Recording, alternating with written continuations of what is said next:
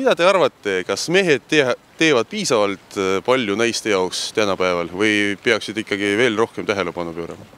No eraldi naistepäeva puhul peab ikka alati lilli viima ja siuksed, aga asi ei ole ainult naistepäevas. Iga päev peab enda kaaslast, enda naist või siis emale, vanaemale, õele, kellelegi peab alati midagi head tegema, et ei piisa ainult naistepäevast. Aga jah, naistepäev on kuidagi eraldi välja tulnud niimoodi, et siis peab veel eriti pai inimene olema.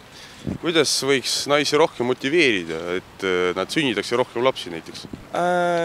Enam laste sünnitamise puhul äkki riigi toetused, äkki üleüldiselt peres kasvu niimoodi proovida.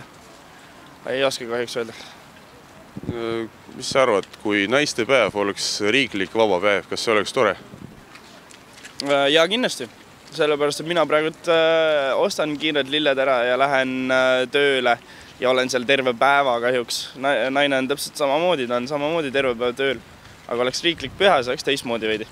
Ilusat naistepäeva teile!